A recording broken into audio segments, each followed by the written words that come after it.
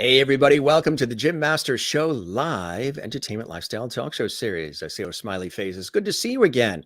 We join one another once again. We're here just about 7 days a week with all of you and you with me, and I absolutely love it. You guys are the best. Thanks for all the comments, all the love we're seeing on Facebook, Instagram, Twitter, and of course, the comments on our YouTube channel, which is Jim Masters TV. This is the series, sort of like an old school talk show, variety show. Think maybe Dick Cavett, Johnny Carson, Regis Philbin, all the rest of the greats, but with a modern vibe, modern twist of today. Warm conversations. You always learn something behind the scenes and more. You learn something about yourself, too, as you guys comment live during the show. You can comment during our live show right now. You can also comment on our YouTube channel. Boy, would we love if you did that and give this episode and all the episodes you enjoy of the Jim Masters Show live a thumbs up like. That really helps us big time. So there you go. You see that like? You see it also as an icon, like a thumbs up icon on the YouTube channel. Give it a hearty like. Leave a comment on the YouTube channel. We would love that. And while you're there, don't forget to subscribe to our YouTube channel, Jim Masters TV. That is where we archive all the episodes of the Jim Masters Show live series, which is really exciting. And we're talking about close to almost 600 episodes that we have done day in and day out live for all of you. And yes, we toast you and you and you and you. I used to do this a lot where I would take a glass, a cup, a martini glass, some mugs that you guys have sent in, and I would toast you guys. And I think I want to bring that back. Sometimes we get so busy with these shows, I forget to do it. We've just got some afternoon coffee. Now, I promised myself I wouldn't have coffee after 4 o'clock in the afternoon because it sort of keeps me up later than I want to be at night, like 4 a.m. But it's been a busy day. I was on an earlier television shoot. We went to the Pez Candy Factory. This is my professional work in television radio. And we did a shoot at Pez. I'll tell you more about that in an upcoming show. And then I was on the radio too, interviewing folks as well. And now here we are with all of you. So with our 4 o'clock in the afternoon coffee, and if you see me online at 4 in the morning, you'll know why. It's this. I toast all of you. We'll take a little sip here. Hope you have something, maybe even a libation, although it's 5 o'clock somewhere. Nice to see everybody. Thanks for all the levity. The show's all about light, love, levity, and levity, as we always say, which is a word that just sort of popped out of my mouth a year or so ago. I know I still say it at the beginning of each show because there's so many new people that join us all the time, and they share in this experience. This plays off my professional work in television and radio. And we have a wonderful time here on the show, and our guests are amazing. Just want to let you know we've got an amazing guest coming up in just a second. Ryan Spahn is with us live from New York City, and it's kind of cool. Those are just some of the shows: Star Trek, Voyager, the TV series, Modern Love, much, much more. Theater, television, film, you name it. He is extraordinary, and he's affable, and he's funny, and he loves to have great conversations like I do. And we're going to have that in just a second. So Ryan's in the house, New York City. We're getting him at a great time just before he heads out on the road. He's going to be doing several cities over the course of the holidays, visiting family and doing all the rest that we're all going to be doing. So it's so cool that he can join us here. And all of you joining us as well. Let's check in with some of our lovelies real quick. That's our viewers who watch all the time. I'm a very interactive host, and we love doing that. Sherry Larson's here. Hello, one and all. Hope your day is going well. Nice to see you in Kansas, USA. Sherry, hope your day is going well. Mary Bishop is watching in Florida. Hello, Jim and lovely friends. Sneaking in a peek while at work. Shh. Don't tell the boss. We won't tell anybody that you're sneaking in the peak. But it's nice to have you here. Mary in Florida. Joan Sando is here. Hi, Jim. Welcome. Ryan to Lovely Hall. Thank you, Joan, watching as well. Nice to see you here. Merlin is here from Ontario, Canada. She says, good afternoon, Jim and all lovelies. Yes, our Lovely Squad is checking in live on the Jim Masters Show live. Again, you don't have to comment to watch. You can comment later on our YouTube channel if you'd like. We would love that. So good to see you in Canada, Merlin. I hope things are warm for you there. It's only 44 degrees where we are, but sunny here in the New York, New Jersey, tri-state area along the southern New England coastline between New York and Boston is where we are. Merlin says, welcome, Ryan, to Lovely Hall. You're now a Lovely. I told him all about the whole Lovely thing and how that happened, and he says he loves it. Bring it on. So he's definitely a Lovely here on JMS Live. Thanks for all these great comments. We'll check in with more, and then we'll bring Ryan on to join me as my special guest. Dawn is here. She says, hi, Jim.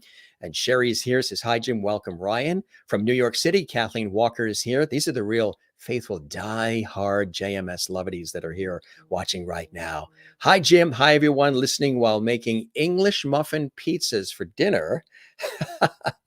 We used to do that as kids. You take the English muffin and you put some spaghetti sauce on it and some cheese, put it in the toaster oven, and you got a little lunch there. Enjoy that in New York City.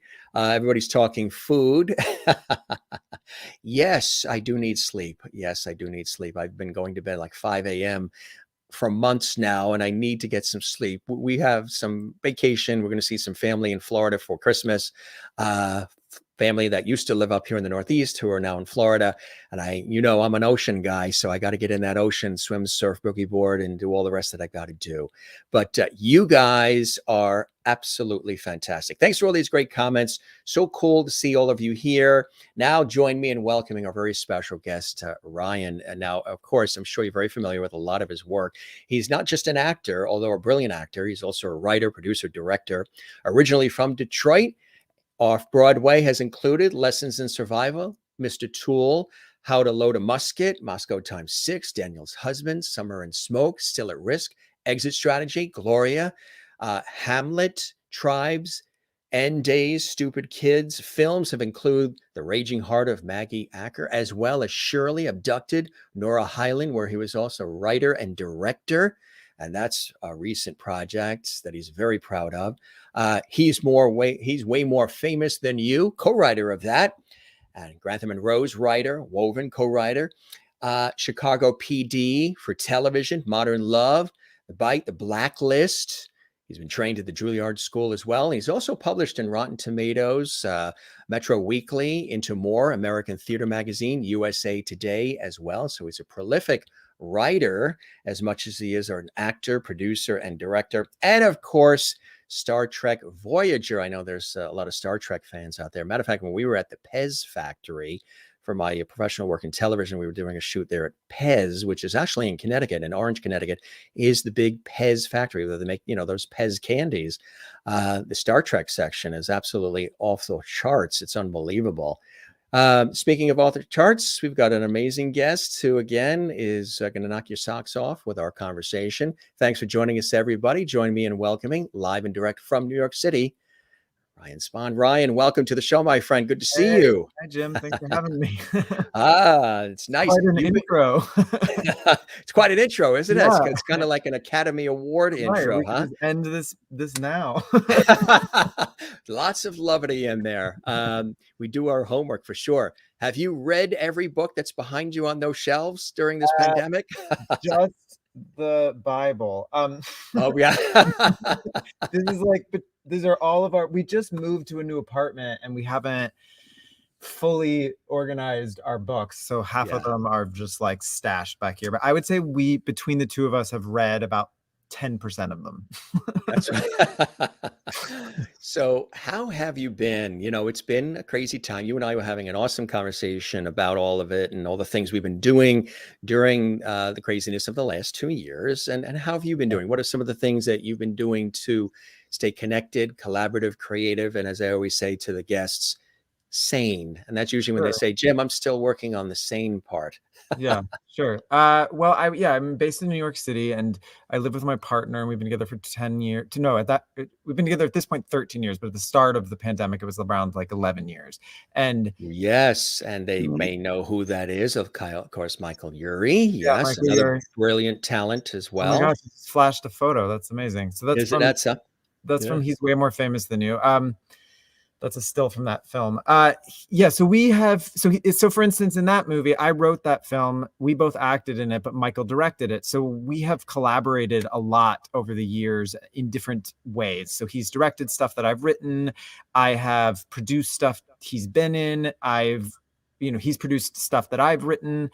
And so when the pandemic hit, we immediately jumped into doing online Zoom related theater and events. And we did a very successful live production of Buyer and Seller, which is a play that Michael did for a long time off Broadway, which is a one-person show about an actor who works in Barbra Streisand's basement, which is a real thing. And so we did the play from our home with multi-cameras. And because that happened, people came to us to help them understand Zoom, as well as to produce and be involved in all the different things that everyone was trying to like figure out what to do.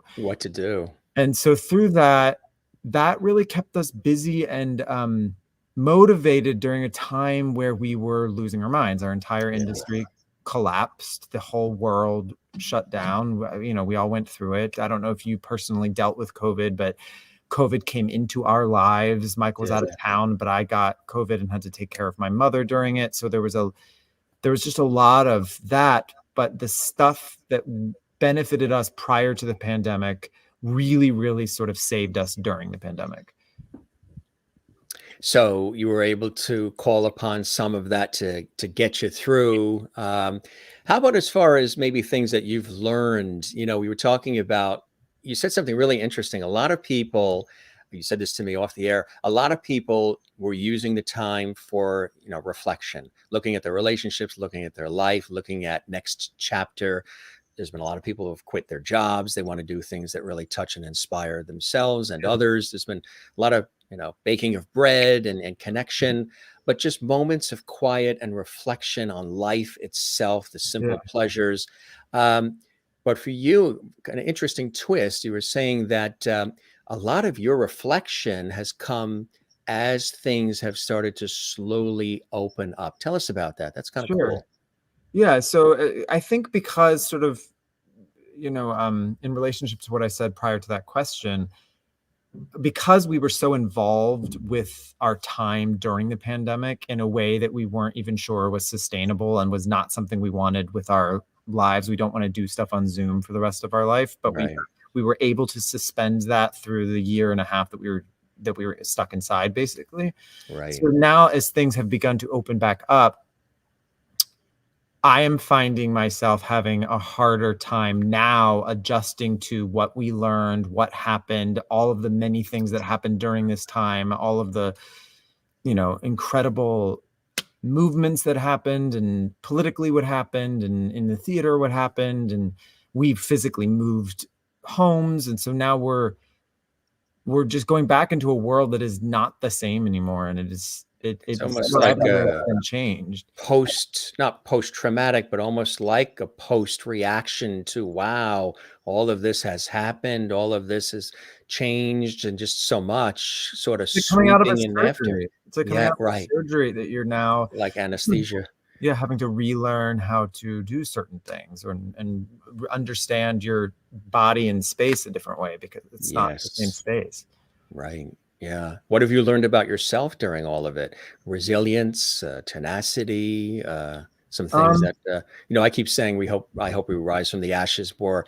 And I've said it multiple times to guests on this show, and even off the air and in my professional life. I've said, I hope we are more empathetic, kinder, less divisive, more unified. Everybody's invited to the table, and we realize how precious and short life really is. So get out there and create and collaborate, connect, and share it with the world.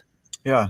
I had in September of last year, when Michael left town to do some work and I was home in New York, and my mother came to visit me, and my mom and I, we have an excellent way of communicating, even though we're very, very, very different people. She's very Christian, very Republican, comes from a small town in Michigan, and I'm just not that same. Yeah, that's her. So this is in relationship to what I'm about to say. Wow, you really can get these photos up fast. Yeah, we're good, huh? Yeah. I do my homework. She came to stay with me and didn't know she had COVID when she came. And so we both ended up getting COVID and had to stay for 4 weeks locked in my apartment while I took care of her, because she was in a very bad, she was very, very, very sick, and ended up having to go to the hospital, and was there for a week. And it started to take a dark turn, but then it came back, and she's okay now. And so I tell that story because we had conversations that we had not had before, and I was able to see the value of understanding how to communicate with people you don't agree with in a civil way, and how valuable that is. Because when it comes to it, when my mother was laying there not doing well, I wasn't thinking about all of the things that we disagreed upon. I was only thinking about her health. And that really taught me a lot. That taught me so much about how to try to live through life as best as I can, to be a part of civil communication, as opposed to everyone taking their side of the boxing ring. Right. Yeah. That's a beautiful lesson learned, right? It's Yeah. something that you take with you for the rest of your life, and probably can even incorporate in some of the work. Speaking of family, things of that nature, for you early on, what were some of those inspirations growing up as a kid that sort of pointed you in the direction of wanting to get into the arts and to communicate and entertain in the way that you do, Ryan? I saw at this local community, not community, it was a local professional equity theater called Meadowbrook Theater. It felt like a community because the community was always cast in it, but Detroit has a lot of professional actors. And I saw their production of A Christmas Carol when I was 11, and I was desperate to be in it, and I wasn't entirely sure why. And then the following 2 seasons, I was able to play Peter Cratchit and Boy Scrooge in this production of A Christmas Carol. That's a seasonal thing, and that really showed me that I just wanted to be in the theater. And so then this is pre-internet, so I read an article in Entertainment Weekly that Robin Williams had gone to Juilliard. Mm-hmm. And so I called Juilliard and was like, "Hi, I'm Ryan Spahn. I'm 12 years old and I want to go to your school one day. What do I do?" And they said, "There's this great performing arts boarding school in your home state called Interlochen. Maybe you should go there." And so then I figured out a way to go to Interlochen. So I went to Interlochen Arts Academy for my sophomore, junior, and senior year.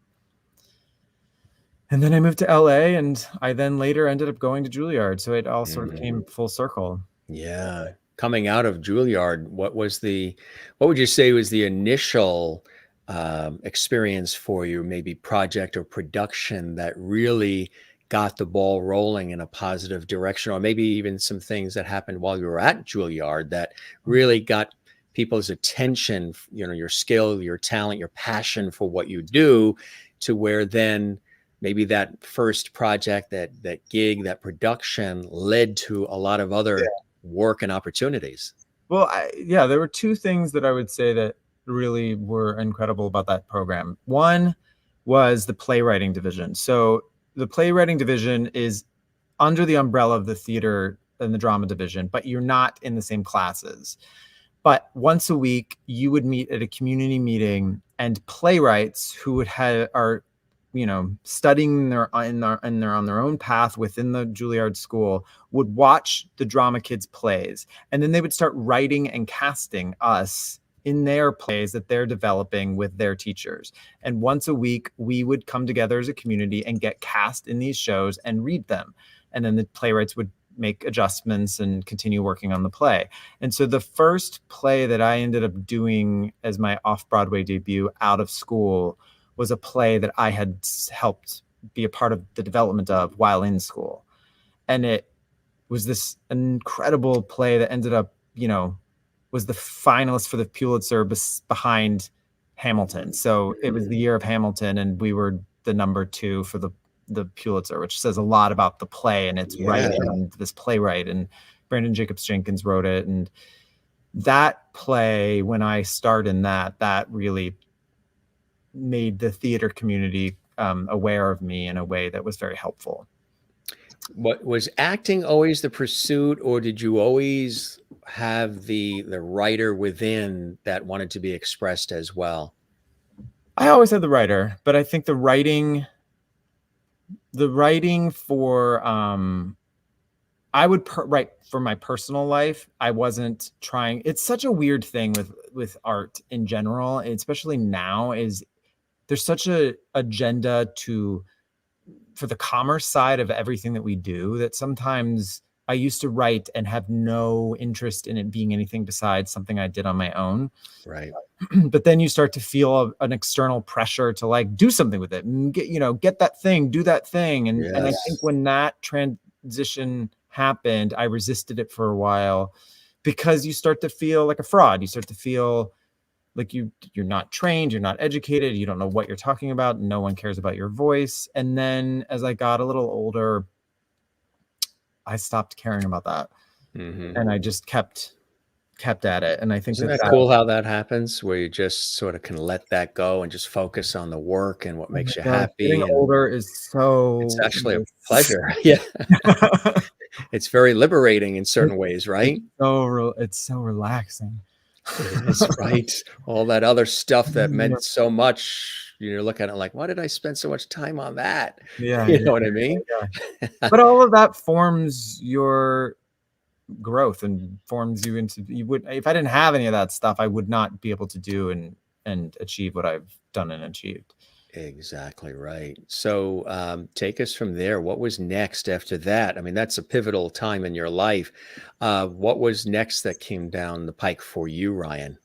Well, that solidified me with the agent that I'm currently with. That production really landed me a really great agent, and that agency and agent have sort of helped me acquire the jobs that I've now since gotten. So I did a few more plays off Broadway. I've done a lot of them are co-pros, which means you'll start somewhere else and you'll develop it and continue on with it. So I did this production of Exit Strategy, which came out of Chicago, but then we did at the Cherry Lane downtown. And then I did a show called Daniel's Husband that started at this Penguin Rep Theater, then moved to Cherry Lane as well, and then moved to a really long commercial run at the West Side Theater, which is where the what is that musical that's playing there right now? The Little Shop of Horrors is playing, for those of you who have seen it. It's at that theater, or was at that theater. And then you start to get to know playwrights, and playwrights start writing stuff for you. And so the film that you showed a clip or an image of earlier called He's Way More Famous Than You, the one that I did with Michael that he directed and I acted in, my co-writer is a dear friend named Hallie Pfeiffer. And then she is now a prolific playwright and has written parts for me that I've gotten to do at Williamstown or at MCC Theater in the city, and How to Load a Musket, which is a play I was in right before the shutdown. That playwright wrote that play and thought of me for it, and then has now written another play for Michael and I to star in that we will be hopefully doing in February. So it just starts to domino. You start to develop relationships, and that's how you get your work. That's really what it is, fostering these relationships and nurturing these relationships as well. We've got actually a couple of cool things here. You're talking about this one. Oh my gosh. How did that all come together? Tell us about that. And Sure. yeah. Okay, so the first thing that happened, well, we wrote it, obviously, that's the first thing. And then I was in how long did that take to, from the germ of the idea to it coming to fruition? It took us about a year to write it, for Hallie and I to write it. And then I started Juilliard, and the film got Jesse Eisenberg's in it, and he attached himself to it, which allowed for a certain leg of the funding to come through just on his name alone. And I was friends with this man, Christopher Sepulveda, who was the lead producer on it. And so when Jesse attached himself and the script was at a place we were happy with, Christopher attached himself, and then he found the rest of the money. And so during my hiatus of summer, between my first and my second year of Juilliard, we filmed He's Way More Famous Than You all around Manhattan. And it was, it also, that movie proved so much to me beyond the obvious of how incredible and fortunate I was. It also proved that we had Jesse Eisenberg, Ben Stiller, Vanessa Williams, I'm trying to think of all those big celebrities, Ralph Macchio. It's just and I'm not saying that as a bragging thing. What it taught me was that people like to be asked to do things. it doesn't matter if you're Ben Stiller or if you're me. People like to be included at any level, at any price point, and you don't want to sell yourself short by deciding somebody wouldn't be interested in working with you or for you just Have you because ever done that yourself? I have. yeah, you second guess all the time, and Yes. and you decide like they'll pass anyway, like why would I ever, and like in most cases they will, and but you just never know, and so you just never know, and it taught me basically that phrase, you just never know, and it's not worth it. It's less stressful to send an email, a text, or an offer. That is less stressful than it is to deliberate whether or not you should send that text, email, or offer. The talking about it ends up being way more stressful than sending it out and then having them say no and then forgetting that you had offered it to them anyway. Yes, I completely understand what you're talking about. One of the hardest things for me to do working in these industries as well, and I don't know if it is for you, is the demo reel, making the demo reel. And the reason why is because I'm always, and I've been learning and training myself to stop doing this. And that is, I'll have all this stuff, years worth of stuff that producers or others have said is fantastic. That was great. You nailed it. Awesome. Good. Great. Spot on, the whole bit. But for me, I'll say, yeah, that was good. Okay. I appreciate that. Thank you. But in my mind, I'm like, well, the next thing I do is going to top that. That'll be even better. So I'll put that on the demo reel, even though everybody was, bravo, bravo with the last thing. I'll wait till I do that next thing and I'll put that on the reel. So I'll have all this material and then editing it down to like the 3 minutes that it is. Used to be 15 minutes they would watch. Now it's down to like 1.5 minutes, 2 minutes. Yeah. But to take what is supposedly the best stuff, putting it together and sort of trying to narrow that all down. You're like, well, what I like that part, but I did enjoy that. And I enjoyed that. And I enjoyed this. It's sort of like tough to narrow it down. And I keep saying, I got this other project coming up or this TV show or this, whatever this is. I will wait. I'll do that. Then I'll add that to the reel. You ever get involved in that sort of like trying to? What it sounds like you're talking about is what I think about more. I don't necessarily think about the logistics of where to place things on a reel, but I deeply understand how we continually move the marker of what we think is successful. And so for you, it sounds like you landed a thing and you feel like, yes, I did this, but I have this next thing. So I've now moved the marker a little bit further. So you're constantly chasing a dream or a goal, which is great, but it also deprives you. I'm speaking for you. It can deprive you of enjoying what just happened, what you achieved, what that meant, because you've already moved the marker because you're going to race to that next thing. Yes, I think right. Sort of what that sounded like to me. Yeah, exactly. Everybody else might say it's superior, but you're like, okay, I appreciate that, but then trying to top what you just did, or there'll be elements of that that are even better. Hey, if you're like this, wait to see that. And I've been learning to sort of back off on myself. We are oftentimes our own worst critics. We find a lot of things that nobody else finds. Everybody else says, that was great, I love it. But you set your expectations or your heights and sights so high. One thing that I have done is learned to lower expectations from actually the planet too. Leads to less disappointment when you say, okay, well, the expectation wasn't as high, but we nailed it, that kind of thing. Yeah. Totally. I understand that. The work has been really prolific. We've got some more cool things here that you've been a part of. This as well. Tell us about this, the short film. Oh yeah, the Hyperclot. That was cool. That we made that when I was just a producer on this. I also appeared in it as an actor, but it is an 18-minute short film. That guy, Michael Levi Harris, that is on the poster, he is actually a hyperglot, which for those who don't know what that means, it's a person who can speak 10 or more languages fluently. And he can speak so many languages that his ear, nose and throat doctor basically was like, you can't learn another one because you risk that they might all start scrambling. Your brain you're at a delicate place with how well you receive language.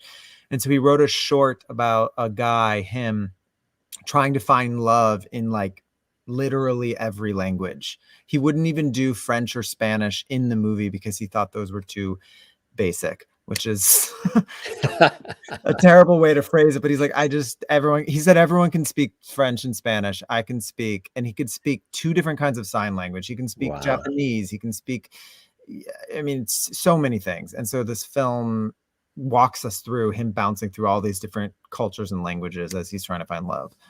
That's incredible. Yeah. Wow. There's another great one too. Yeah, that one's cool. That's if I could tell you, that one I just acted in. I play the woman in the dead center, Avery Clyde. I play her friend, and she's in the process of she's having trouble getting pregnant as a character, and it's just sort of the dark world that can turn into, of people, like what they're willing to pay to get the proper egg or the proper situation, and how, because Avery, the actual person in real life, her and her husband struggled with that, and so they made this film in response to the things that they went through. What was it like working on that? You know, was it very intense? My scenes were not intense, so no, but I know it was for them because they're such dear friends, and so it was a very I think it was also a birth. I think that's the beauty of being an artist, is you can give birth to something that you've been holding on to, and you can let it go. You can put it into the world. And I think that for them, making that film really freed them of what they were holding on to, about the failures and struggles and successes they had around getting pregnant. Right. Exactly. Yeah. Here's another one. Woven, of course. Yes, Woven. So Salome, who's the woman whose back is to us on this poster, that's the first thing that I ever wrote, and that's what got me writing. And Salome and I, decided to write this together, not knowing what we were doing, and it took us 10 or 12 years to get it made. So this film got made between my 3rd and 4th year at Juilliard, but we started writing it when I had first moved to LA in the early 2000s. Tell us a little bit about what it's about, and is there somewhere they can see this still now? All these movies that you've put up are available on any platform like iTunes, or some of them are on Netflix. I think this one's on Amazon and not on Netflix. This is about an Ethiopian family and an American family whose lives intertwine in New York City, and the whole thing is about forgiveness, because the way in which their lives intertwine is from something very tragic, and it forces every family and every party to have to examine how they're going to step forward, sort of what we were talking about with the pandemic, like how you're going to step forward after such pain and tragedy. That's amazing. And look at all the accolades on the top there, huh? Yeah. It's a beautiful film in relationship to Ethiopian culture, and showing us how, the different, there's a beautiful wedding, there's a beautiful funeral. There's just so much with the culture of Ethiopia in the film that people were really struck by that. Do you like projects that have a message to not just entertain, but get us thinking, get us feeling, responding? Well, I think that, which is a beautiful thing, Ryan. Yeah, thank you. I think it depends. I think as I've gotten a bit older, I've used writing, especially when I'm writing something like a narrative piece, like a film or a play. I work out what I am feeling and what I am thinking through that. And so, for instance, there's a film called Nora Highland that I wrote as a play, and it's a 2-person play in which 2 actors play a bunch of different roles all the way through. And the thesis of that piece is about how in the film industry and in the theater industry, but pretty much across the board, straight people are celebrated for playing queer roles, and often are given those roles over queer people. And they're often given those roles over queer people by queer people in power. And there's something about all of that that's like, a baked in homophobia within the queer community about itself that I was so fascinated and hurt by, because I'm an actor, I'm an out actor, and I've had unbelievable barriers placed in front of me about, because you can always say you didn't know someone's identity. And so you can't really pinpoint the injustice because you can't legally ask somebody. And so you can kind of skirt by without having to be held accountable for decisions you made. And so I made this play, and then during the pandemic, it was read as a benefit for this for Play Per View and for Broadway Cares Equity Fights AIDS. And I realized how suited it was for this platform, for video conferencing platform. It's all a bunch of conversations. It's this beautiful, I'm say beautiful, not because the writing's beautiful, but the beautiful, it really, really, really leans into this platform in a beautiful way. So it felt very suited for it. And I filmed it during the pandemic on Zoom, and then spent 2 or 3 months editing it. And then in September of 2020, it premiered at New Fest, which is New York's big LGBTQIA film festival, and the film has now gone on to premiere at, it wouldn't be a premiere, but play at 15 or 16 other film festivals throughout the last year. And that I am so, so proud of. Yeah, that's it right there. Congratulations too. Thank you. So it's still playing right now. It's in London at not the Fringe Festival, but Fringe is a queer film festival in London. A lot of accolades too. What's been the talk? I mean, look at all of these quotes: upbeat, electrifying, eye-opening, or riveting. Yeah, I mean, it's really causing a conversation. I have had a few interviews around it, and like I did an interview for Variety on it, and their interest in this conversation, because I am inside of it. So because I've gone through it. The circumstances around the film are based on very real things that have happened, and people can sense that, and they are responding to it, and it's causing a lot of hopeful movement within the community. Leads me to my question of what do you hope people are left with when they see it, and what do you hope they feel when they see it?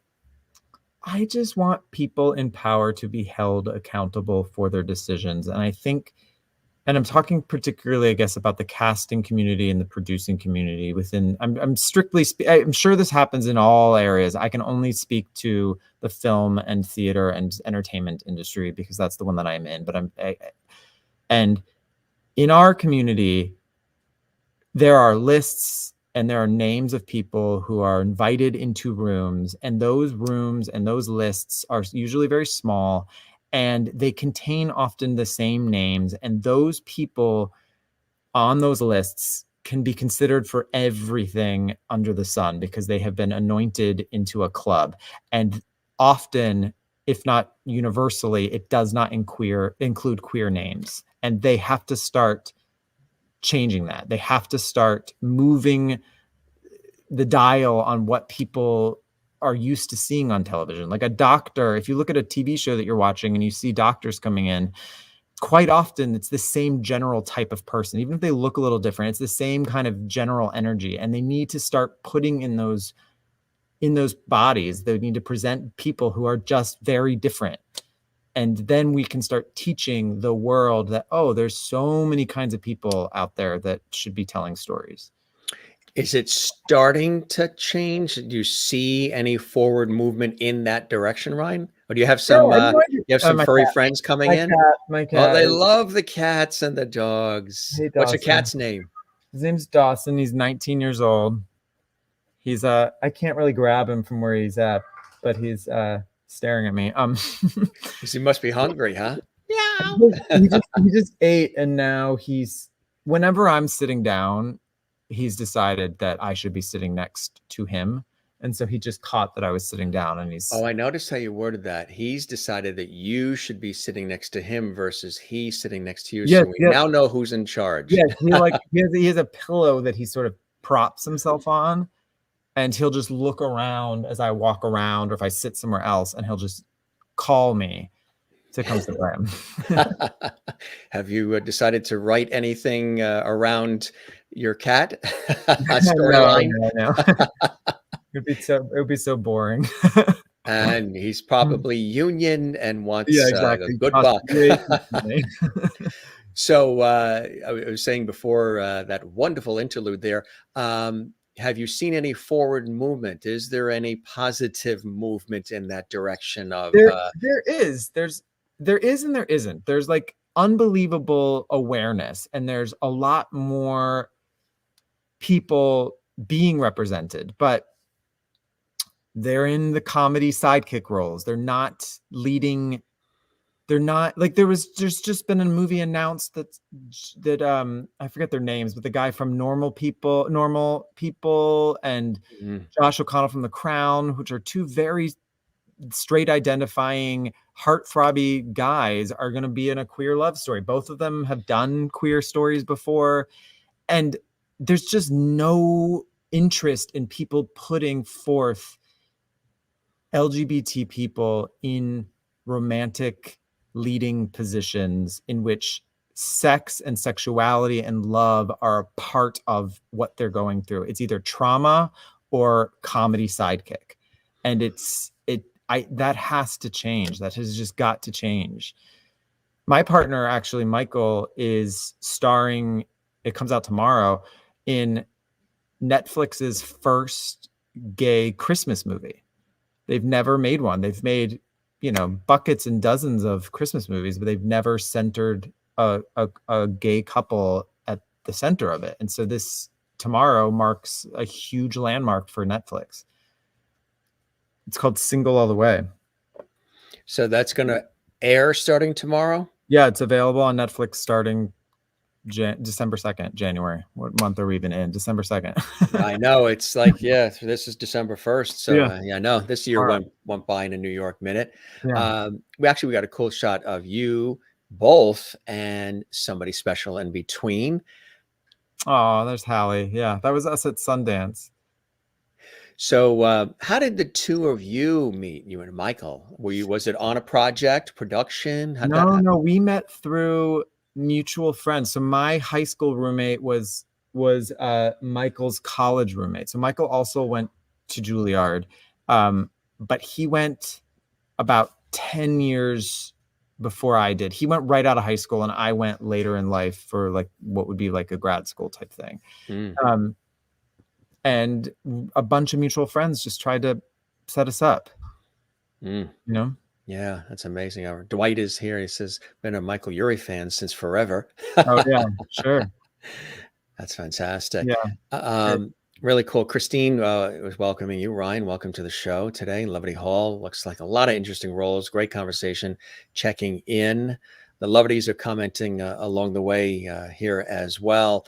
That's really cool. Again, and of course, well, there's so many roles, but how did the Star Trek Voyager opportunity come your way? Yeah, that was a funny one. So there I am, all the way on the left. I was the first teen Borg. I was a teenager.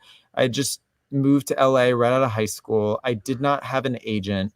My friend Matthew Morgan Scott did have an agent. He had an appointment for Star Trek Voyager, and I used to go with him to his auditions. Yeah. And just sign up and sit down in the lobby and grab the audition pages and start looking at it and pretend like I was there. And the casting person would come out with a clipboard and check the sign in and say, hey, Ryan Spahn signed in, but you're not on my clipboard. And then I would say, well, I don't know. Like I would pretend like it was my agent's fault. I didn't have an agent. I just played dumb. And because I was a teenager, they found it charming, I guess. And also they always will read a teenager because they're always looking for young, new talent. Yeah. And that's how I got this job. I walked in and, auditioned as I crashed the audition for this and ended up getting it. Wow. Yeah. That's amazing. How long did it take to get into costume and the makeup and that transformation?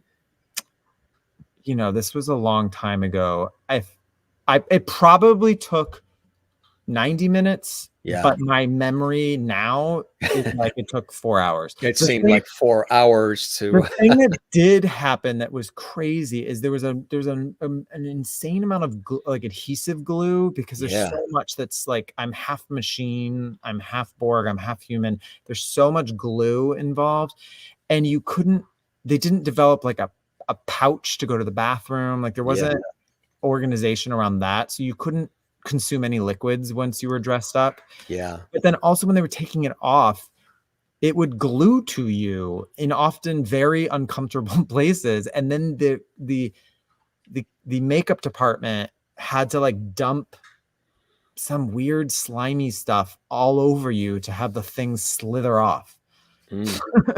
Yeah. That was wild. What was it like being on set, working with the crew, the other cast, obviously part of the iconic Star Trek franchise? Yeah, I'm still friendly with the guy in the front row. Whoa. We ended up doing a movie together years later, called Abducted, which we had not seen each other in a long time. And then, Captain Janeway, she's so great. We were both smokers. I don't know if she is still. I was a smoker at the time, and we would go off and smoke together. And I vividly remember her saying, don't let them take your intensity. Never let them take your intensity. As she's like smoking in her like Captain Janeway wig and like,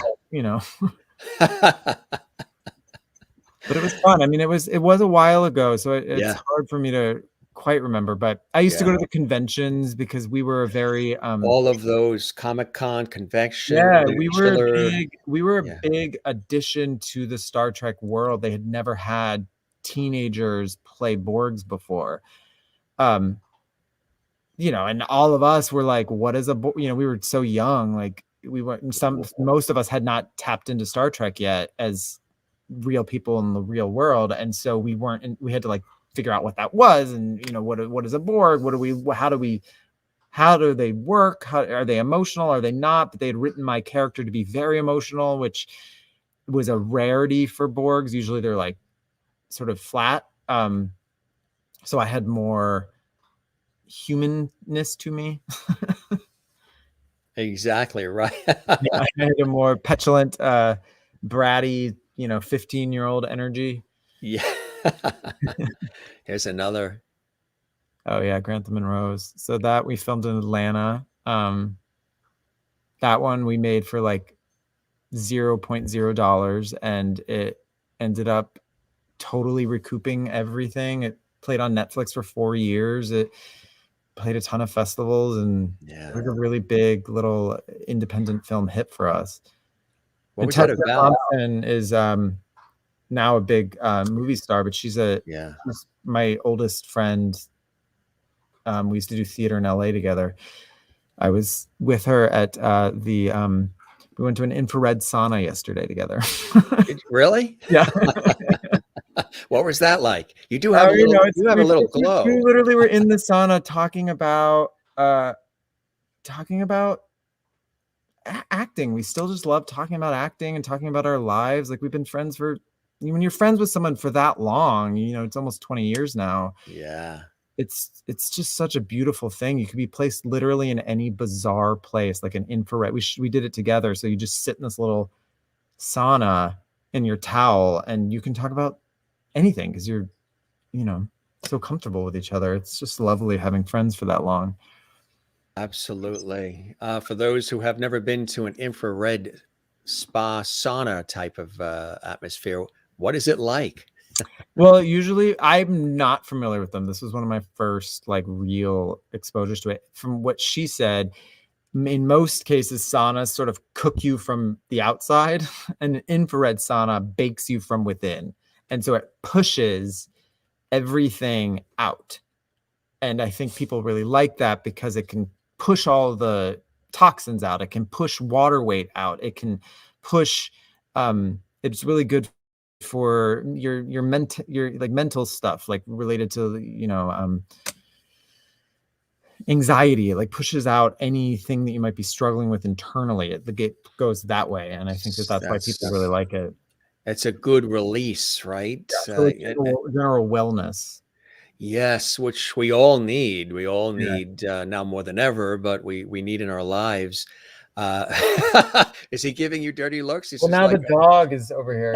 oh, really? We have a dog too. And the audience, they're like, bring them on, bring them on. They're On commenting live. Antarctica, Kinley, come here. That'd be cool, huh? I can. Oh, here she is. Let me grab her. Hold on. That's okay. Yeah. We've had many guests have to get up to grab their Oscar, their Grammy, their cat, their drink. Look who we have. Wow. Tell us who we have. Her name's President McKinley. She's the first female president. She's a 10-year-old little Boston Terrier Chihuahua mix. She's got the best little coloring on her belly. And we love her. What a beauty, huh? Yeah. And you've had her how long? We've had her like 7 years. 7 years. Yeah. And do they get along, the cat and the dog? Do they? Yeah. I actually took a photo today. Let me see if it's readily available. Merlin in Canada says, what a sweetie. Juanita watching in South Africa says, aw. Jane watching in Sweden says, aw, so cute. Mary in Florida says, aw, puppy. Can you see this? This is them sleeping next to each other today. That's beautiful. Isn't that cute? Yeah, so they get along, you know. Jane's like, now bring the cat on too. She's watching in Sweden. Jane, I'll bring you the cat. Hold on. Oh, yeah. Really cool. That's what's great about doing live shows, gang.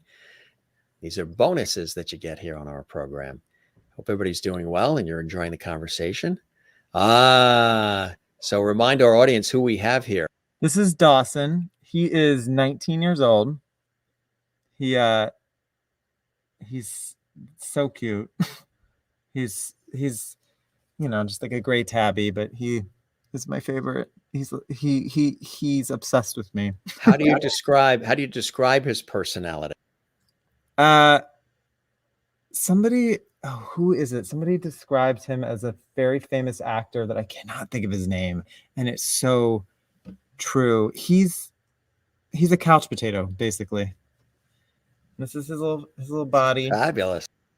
He cost $15 and came in a brown paper box from Burbank Animal Shelter in like 2001.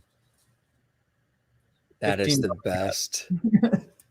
Look at those hind legs. That's funny. Sherry Larson in Kansas says, cute baby. Mary Bishop in Florida says, beautiful kitty. Looks good for his age. Jane in Sweden is saying, love it. Wonderful. Kathleen in New York City says, kitty. Dwight says, the Instagram cat. Yeah, they have their own Instagram handle. That is fantastic. He posts a lot of pictures of them. Beautiful Dawson. He looks great for 19. Juanita watching in South Africa. Merlin says, love your pets. Yeah. And thanks. Jen Barry in Pennsylvania in Allentown. Cute puppy, cute kitty. Love both. They really add a lot to the household and to your life, don't they? Yeah, they're total lifesavers in the very real, literal sense. They really are. And they have their own independent personalities. And, it's unconditional love. That's what it is, which is, that's the best of the best, right? Yeah. Here's another. Shirley, tell us about this one. Another great Shirley work. actually is a movie I was so excited about doing, but then when it came out, I was sort of clipped out of it. You can hear me and you can see me in a couple of shots, but I had, the nature of these things, you make them. Yeah. And this I just was hired to do. And my scene was with Elizabeth Moss and Michael Stuhlbarg. And it's the scene in which we first meet Elizabeth Moss's characters and I'm talking to them. So I figured there's no way I'm going to be cut out of this. Like I'm part of the introducing of her. And then the way it's shot, it's like, if I'm going to move, don't move that sign. You basically hear me like this. Yeah. He's right here.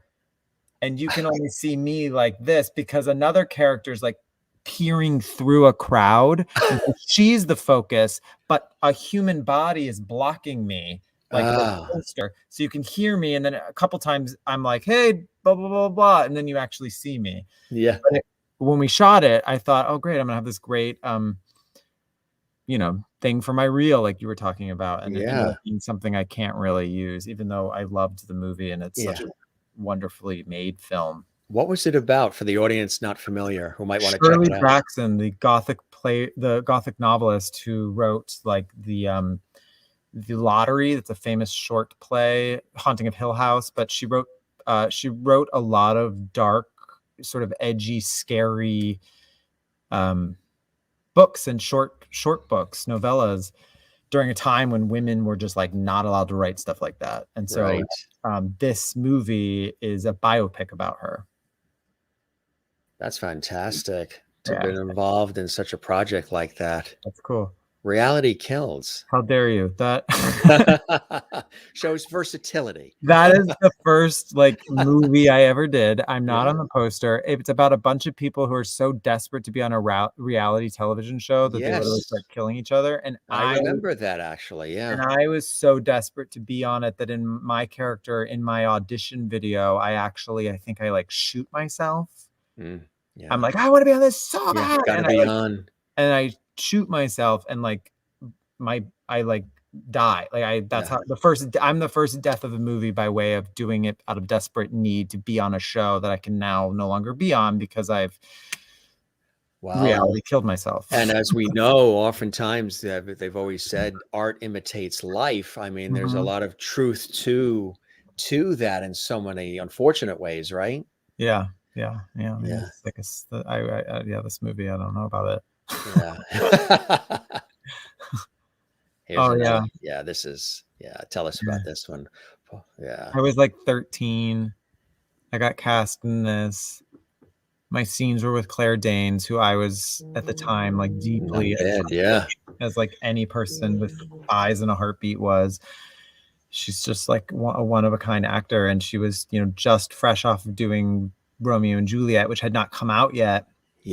And I got sat next to her at the table read, and I was like, I don't know how to function. And I had to share a script with her because they didn't print enough. And then we got to talking, and I, at the end of the shoot, sent her a mixtape to her like hotel, like anonymously, being like, hey, it was so fun to meet you. Here's because mixtapes were a thing. Here's 10 songs. And then she sent me back this like little heart charm that was like a little puffy little red heart. And I have no idea where that heart is now, but I wish I could be like, and here it is. But I don't have it. And here it is, right? That's funny, but interesting project definitely to be involved in. Here's another one too. Yeah. So Amber Benson from Buffy the Vampire fame is, I think, on the bottom, my bottom left is her cartoon drawing of her. No, I'm sorry. No, she's the top left. She's the burglar. So you can't tell who she is. She was on Buffy the Vampire Slayer. For those who know it, they will know who that is. And this is the movie she wrote and directed, the first thing she ever did. And your involvement was? I play the son of the two adults in this painting. We're held hostage. It's basically like The Ref, if you know The Ref. It's a lot like that. Very, very cool. Family's held hostage. It's a comedy. I don't know where this one is, if it's available. I don't know how actually you would watch it. If you could see that again. Yeah, it was really fun. Like, it's really funny. There's some really incredible actors in it. And so I actually think that is one worth digging up. If anyone, like, I feel like it should stream somewhere. That it should still be available.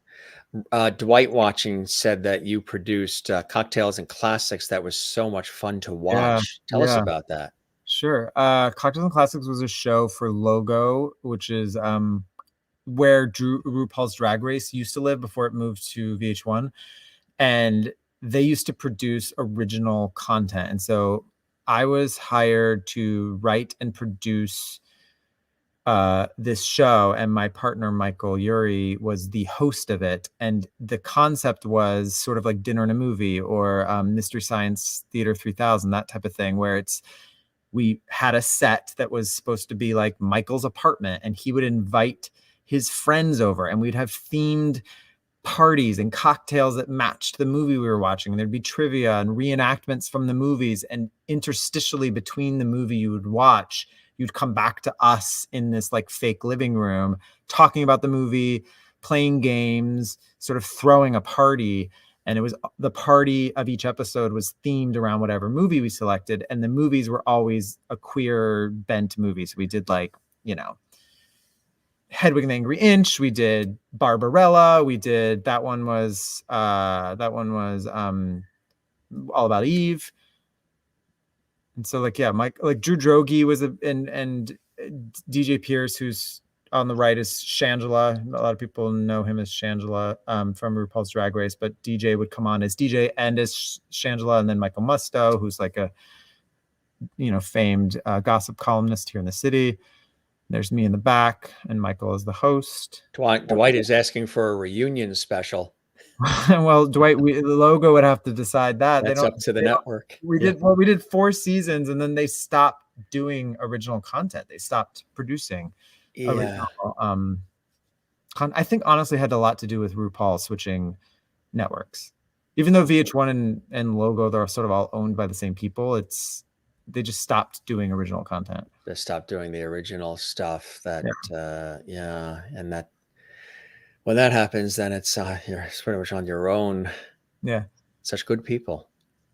Such Good People is more a movie that Michael was in, and I'm in it for a bit. But this was a big movie for Michael because it was his first leading role with Randy, who is Queer as Folk, for those who know Randy Harrison. And this was fun. I actually don't think I ever saw the movie. Didn't see it, huh? Sometimes I won't watch things that I'm a part of, not because I think that they're not good. It's just because I get anxious.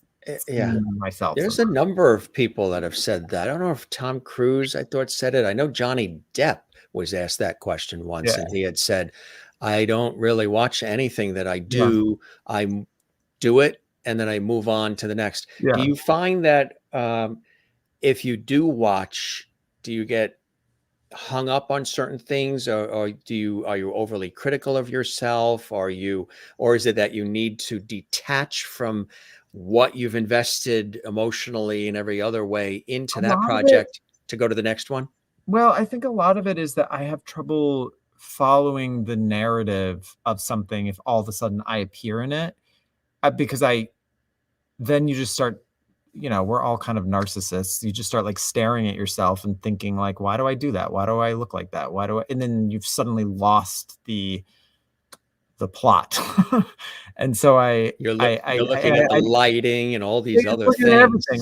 Sort of why, like at the top of this, I was asking, how do I cover my own image while on this? Because otherwise you'll just check in with yourself, which is so ridiculous. And I think that so for anyone this past year who's not an actor but done a lot on Zoom and seen their own little image, that's what it feels like to be an actor having to watch yourself in something. So if you liked seeing your own image whenever you were on those Zoom meetings, you would probably be an actor who liked watching themselves perform when the thing comes out. If you did not like it, you probably would not like it. Do you ever watch it so you can fine tune, tweak, and maybe learn from it? I'm in an episode of a show that's coming out soon for Chicago PD. I believe we're like the episode that's coming up or the one right after it. And that one, I'm very interested to see it because it was a high stakes thing. I'm in a lot of it. We shot a lot and I don't know what they're going to use. I'm just fascinated with how they're going to put it together. I'm not sure how I'll feel about watching myself. But I'm very interested to see how are they going to make this work. Yeah. And that, when could we expect seeing that? That's exciting. Congratulations. Thanks. I don't know, because I know that everything's all messed up because of the holidays. Like everything goes on all the primetime shows go on some kind of hiatus. But they're in season 9 of the show. It's called Chicago PD, and I'm in episode 10 of that. And I believe they have to air episode 9 and then episode 10. The last one they aired was episode 8, and I don't know at what point they're going to air those two and get back on schedule based on the holidays. I believe it's January 5th. January 5th? Now that I believe someone told me ours is January 5th after everything's done.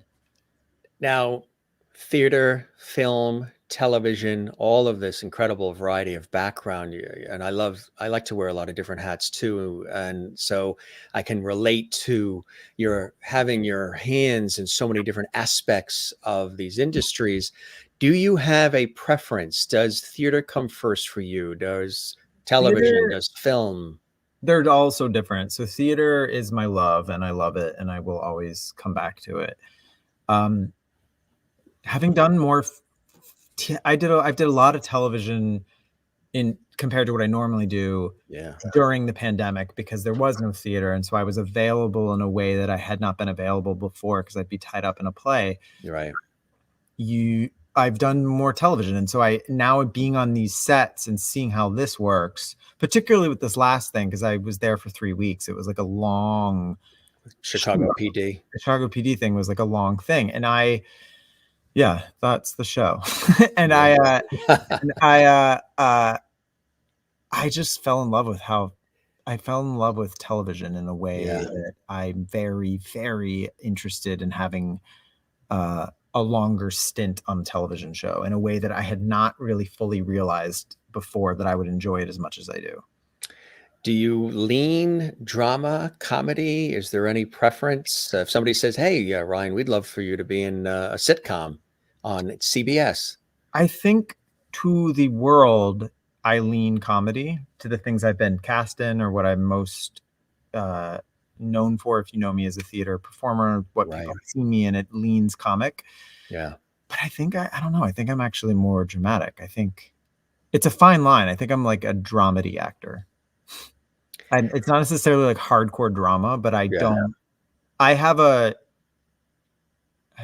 there's not a darkness, but there's a heaviness to me that makes me not like a sitcom actor. Mm-hmm. I have humor, which is undeniable even in drama. There's a levity to my drama. Is there a melancholy underneath some of it too, a reflective nature? Like a sad clown, there's a sad clown thing that I have. Right, exactly. Making me think of Sending the Clowns, Sondheim, as we're talking about Sondheim, the last couple of days as well. Yeah. Any thoughts on him and his contributions to theater and music and so much more? I actually today or tomorrow, I write for this magazine called Metro Weekly, and I have a column with them, and I wrote an essay on Sondheim and what that meant to me and sort of my life around that comes out today or tomorrow for Metro Weekly. But he had a very important part in the early romance of Michael and I. Our early dating life was sort of centered around watching the PBS Into the Woods recording with Bernadette Peters. And so that was a big part of how we fell for each other. And then I just happened to randomly be at the matinee of Company when it was announced at like 5:30 p.m. that he had passed, and I knew people in the show. And so when they were coming out, the actors who I knew to like say hi, they were very emotional. And they're like, hey, we just got told that Sondheim died last night. And they got, started crying, and I was holding them and they were holding me. And it was a very overwhelming way to find out that this man had passed. After seeing, the big, huge revival of Company, that had to be and like for them to have to then turn around and try to do that show. Yeah, Yeah, that You know? had to be extraordinary. You couldn't script anything like that emotion and that feeling. I mean, what a place to be Yeah. while that announcement was made, huh? Yeah. So the essay that I wrote sort of talks about the two things I just talked about and sort of links it all together. Um, Is that something people can also see online if they want to check that out? yeah. Just go to metroweekly.com and type in my name into the search thing, and then there will come up things that I've written with them. I don't know if it's out like right this moment. It comes out either today or tomorrow, from what I understand. What are some other things you like to do, separate from all of this professional work, which you've done at an early age and continue to do beautifully? What are some other things that you like to do to sort of balance life out? So when the I like to run. infrared sauna sounds good. I like to run. I used to really love to read, but the pandemic, I don't know why I've had a hard time going back to reading books. I just find myself so distracted. I like to go to dinners with friends, as safely as that is possible. I like to cook. I'm a big cook.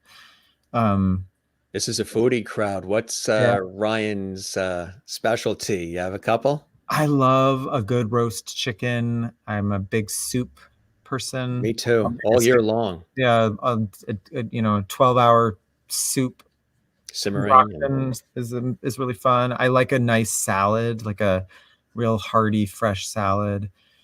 Um, those are probably my favorites. any desserts, any baking. Not a baker, I love desserts, but I'm not a baker. I don't think I have the patience for the sadness of failure with baking. I feel like You see that souffle go. yeah, it's just like the margin of error with that is too stressful for me. Yeah, there's people that it's a serious art form for Yeah, them. Did you bake some bread during the course of all? we did not bake bread. We consumed bread. We yeah, we did not bake bread.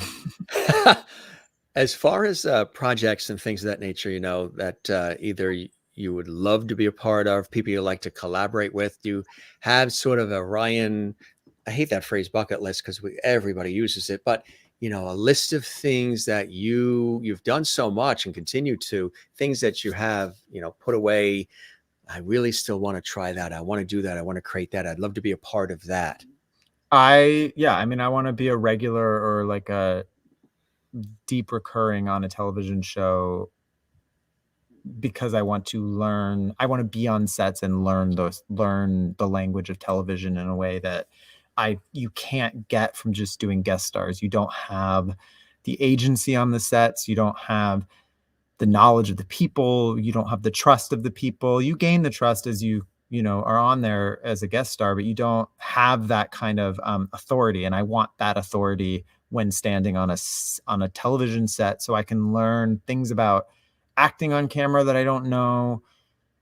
When there's, for those of you who don't know, there's often like 3 cameras going at once on you from 3 different places, and figuring Yeah. out where you need to place your body within that Yes. is its own headache. And you just don't Yeah. there's no way to teach that. There's no way to learn that. You have got to do it on the job. And Yeah. I want that.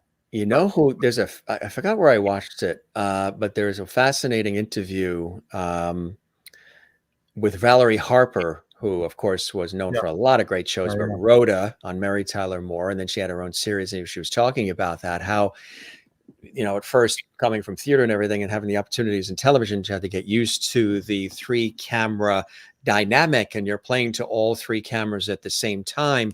It's a fascinating conversation. Yeah. And I don't know why we've been watching Rhoda episodes on, the internet lately, Yeah. and Dick Van Dyke and all these others, nostalgic stuff. And of course, that started, as we know, especially in situation comedy, with Desi Arnaz and Lucille Ball sort of creating that whole 3-camera aspect with Desilu Studios. But being on set, it's a totally different beast, right? I know with television myself, television has sort of more of this deadline sort of situation, where film, you can finesse, take a little more time, could take a year, could take however long for some of the more epic mega productions, but television, you know, got to get it all in there, and it's got to be, Yeah. you know, Yeah. Yeah. Yeah. do you like that sort of I do. urgency? I do. I think I do. And I wanna have more I wanna do it more. And I want that to be a part of my life in a way that it hasn't been, because I've dedicated so much time to theater, and that theater, which I is amazing, it is just a longer, more grueling schedule that doesn't often allow you to, you know, bop over to a television show if you were hired for it. Unless you Yeah, drop out of the play that you're in. right. Because you're in it, you know, Yeah. morning, noon, and night, basically. Yeah, yeah, Absolutely. yeah. What are some other cool things that you have on the horizon you're looking forward to? You know, the new year is coming, and may it Well, be yeah, a beautiful one for all of us. I'm hopeful that the variant isn't a nightmare for all of us. I'm hopeful for that. We're traveling. We're going to LA for a couple of weeks to see friends and to sort of just take a break from the Yeah, cold. We have to be in San Diego for family stuff through the December 25th part of the holidays, and then we go to Michigan for the New Year's part of the holidays, which is where I'm from, and then we return in early January to New York, and then we hopefully will go into rehearsals for this play that we've been working on. that's fantastic. Are you and Michael working on it together, or is it just Yeah, you? we would be starring in it together. It's called Fabulous. Jane Anger, Love um, that. Yeah. and it's a great play, and so hopefully it all times out and the variant doesn't shut everything down, and who Keep knows? our Who fingers knows? crossed. Who Yeah. knows? How is how's Michael doing? Good. He's, I Yeah. think, pretty anxious about tomorrow's the movie dropped. Yeah. Same. Remind us again for people in case they tuned in late, since the show is live. We're live. Tell us Yeah, about that. sure. My partner Michael is in this movie called Single All the Way, which is Netflix's first gay Christmas movie, and it comes out tomorrow on Netflix, and it's fabulous. I went to the premiere on Monday, and it's just so good and so funny and charming, and Yeah. he's such a young Tom Hanks. It's great. Give him my best, and bravo to him, and let him know he's welcome to join us on the Jim Master Show live. We'd love to have him Yeah, as yeah, well and have a nice chat with him. This was really fantastic, yeah, Jim. Thank you for Ryan. having me. Really, yeah, it was really, I really appreciate all the time, and the viewers commenting live. Folks will watch this later as well on our YouTube channel, Jim Masters TV. Dwight says, Ryan, tell Michael I said hello and hope he comes on the Jim Master Show live at some point. Thank you for that, Dwight. Also thanking you for being with us here on the show. Jen Barry, who always asks the guests this question, she wants to know it looks like you're surrounded with it already, Michael, and of course your family members there, your Zen place. She is in the mountains of Allentown, Pennsylvania. And Oh, she says for her, she's a mountain girl. She loves the mountains. I grew up here on the coast, so I'm an ocean person.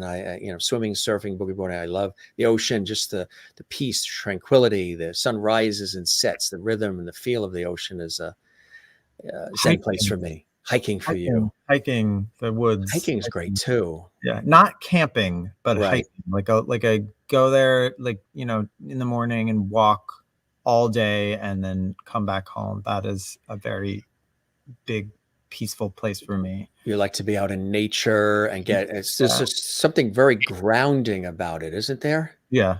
Yeah. Yeah. If I was Hillary Clinton and lost, I would too have wandered around the woods like she did. That's where I would have done the same thing. I told people, during the crazy times like pandemics or what have you, go to the things that are, always there. Go to the Yeah. ocean, go hiking, go to the forest, go to nature, because none of that is aware of any of this craziness that's going on. None of it is aware of how we're treating each other or not treating each other. These are some of those constants in life. And if you feel like, things are discombobulated and upside down and everything's disappearing, or the way of life as you know it is gone, go to those major things that are all around us and it'll help you sort of de-amp a little bit Yeah, I and agree. I feel agree. some footing, which is really important. Speaking of footing, we have somebody here that just wants to say you knocked it out of the park and he loved you Oh, with oh us. my George goodness. Burns Hello, is with George. us. How are you? It Thanks would for have been being cool. a cigar. Never had a chance to work with him yet, huh? No, no. Yeah, it's What a yeah, great isn't it doll. cool? My aunt collected dolls. My aunt I love in it. Connecticut, and when he turned 100, she this was, I guess, a limited collector's item, and she grabbed it and got passed down to me. So we put him on towards the latter part of the show, and pretty Wow. realistic, this guy, Yeah, huh? looks good. Looks good. With those He, dubs. I was going to say, played God in the movie too, so you got God on your side. Yeah. Wonderful comments coming in here. Everybody's thanking you for sharing your life with us, Ryan. Sure. Thanks for And having great me. show. Thank you, Kathleen, Merlin in Canada. Ryan, thanks for a great conversation. Mary in Florida says, great hearing about your fabulous career, Ryan. Good luck in all your future endeavors as well. Thank And you, Mary. I like to be very interactive with the audience here as a host. Thank you, Ryan, for being here with us. Congratulations on all you have achieved so far. Best wishes for all we've got Thank you. ahead. Jane watching from Sweden. Thank you, Ryan, for being with us tonight. Juanita in South Africa. This was a great conversation. Thank you, Ryan, for spending time with us. Lots of levity here on the Jim Masters Show Thank Live. you for having And me. you're already designated a levity. I know I say it all the time on our show. There are, Oscars and Emmys, Grammys, Tonys, Peabodys, Tellys, all these wonderful accolades, Clios. But when you get a levity on the Jim Masters Show Live, how does it make you feel? Are your feet tingling? Oh yeah, I'm giddy. That's perfect. And we've done Yeah. our job, my friend. This really was wonderful. And I Thank you really so much for having me. I appreciate all the time. And I hope the show met whatever expectations you had and you enjoyed the time with me as much as I have with you, Ryan. I have. Thank you. Spread the word about our show. We would love that. And best of the holidays to you guys. And again, Michael's welcome anytime. You're welcome back. We'll keep the porch light on for you. And a real pleasure having you with us, You Ryan. too. Happy holidays, Jim. Thank you. You take care now, okay? Bye. Bye, everyone. Thank you. Cheers. Ryan Spahn live from New York City at his lovely home, and of course, surrounded by lots of unconditional love that you got a chance to see and visit with this afternoon as well. Dwight says, thank you so much, Ryan. Fun interview. Thank you very much. And these are our conversations. Jane says, give your sweet pets an extra hug. Absolutely. I think he's doing that probably right now. Jim, can we have Ryan back? Absolutely. And we'll welcome Michael on too. Absolutely. Alessandra Vaughn is here. I'm a huge Star Trek fan. And Alessandra says, Ryan, one of your favorite actors from Star Trek, Ryan Spahn. That's great. And he's seeing all of these comments too, as well. Single All the Way on Netflix that Michael is in. Going to be a great Netflix movie. And again, our show is live. So it is December 1st right now. That is on December 2nd. But again, for anybody that is watching this later on, months from now, you can probably see it, archived on Netflix. Thank you, Jim, for a great show. My pleasure. It's been a really busy day. Like I mentioned, I was on a television shoot. We were at the Pez Candy Factory for the Lifestyle Travel TV series that I host on CBS and CW stations and Fox stations.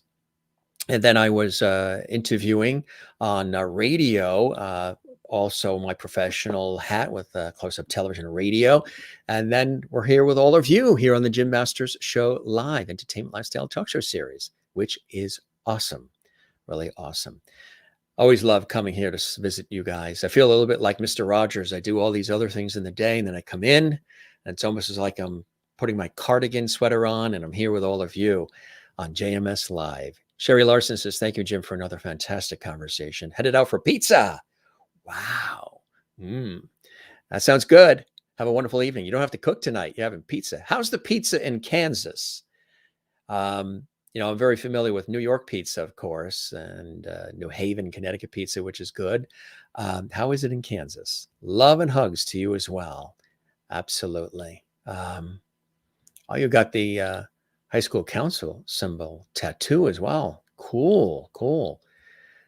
Great guests and lovely co-stars. Yes, the lovely co-stars came in. You didn't quite get a chance to see his chair because I think the chair was low. I've got a new chair too. I'm sitting in a brand new JMS Live host chair. We just picked it up yesterday. It's nice. It's leather. I will show you one of these days, when we do sort of like a pop-up show and it's just you and I, lovely viewers, and your host here, and I'll show you some of the new things happening. And soon we will be sprucing things up here for the holidays. I don't know if you should go back to our series last year around this time and see some of the guests we had on and the set all decorated for the holidays and everything. We're going to start doing that probably maybe this coming weekend. We'll sort of get some things going. You are having minestrone soup and rice. And depending where you go, Coops in Salina is worth a stop for the pizza there in Kansas. Nice. Minestrone soup sounds good. I love soup. Like Ryan, I'm a soup person all year long. I get that from my dad. My dad is a soup person. My sister loves soup all year long as well. And Jen, you had an ear infection and lockjaw. If I had lockjaw, I would be out of business. I wouldn't hear anything that anybody said if I had an ear infection, and I would be pretty much down for the count. Hope you're feeling better. You took Advil, and the Advil and the Jameson. That's a little interesting, but I hope you're nursing yourself back to health, and you can see all the past episodes, of course, archived right here on our YouTube channel. Spare ribs are cooking. Send them south to the States. Don't keep them there in Ontario. Charity, Levity and Charity. Spare ribs. Dinner tonight up in Ontario at Merlin's house. I'll bring the wine. Somebody cover the dessert. She's got the spare ribs going. What are you going to have with the spare ribs? Is there a carb and is there a veg going with it as well? Are you just going to sink your teeth into those spare ribs? And you mentioned the pizza, which is exciting. Enjoy that. And have as much as you want. Have as much as you want. You don't have to cook tonight. We did an earlier show today. So this is our show for the day. For those watching live, I will be back on Friday. We're off tomorrow from doing the Jim Master Show live because I actually have a holiday party to go to. There's a lot of holiday parties happening. This is the Hanukkah, Christmas, Kwanzaa, New Year season right now, the time of the show. So there is a television, I was going to say Hollywood, a television party for a company that I work with that produces television shows, and I'm one of the co-hosts.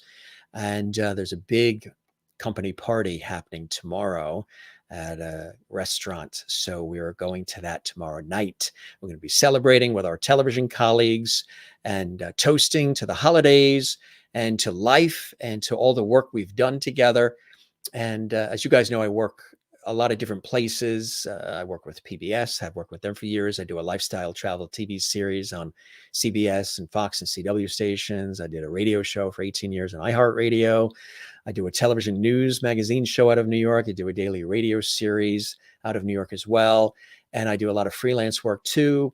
And we're going to be doing some really cool projects with this production company that I've done a lot of hosting for as well. Some national infomercial as well as public affairs and all kinds of cool shows, health and wellness and more. So we're going to be partying tomorrow night with the colleagues.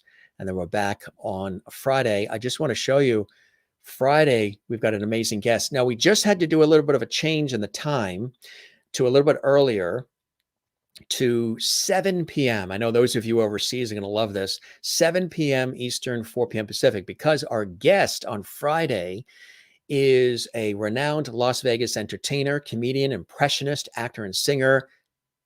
I believe cousin of Bruce Springsteen, Steven Sorrentino. He's actually originally from New York, from out east on Long Island, where I'm actually originally from. And he's going to be in Connecticut at Foxwoods Casino and Resort, the big Foxwoods Resort and Casino complex.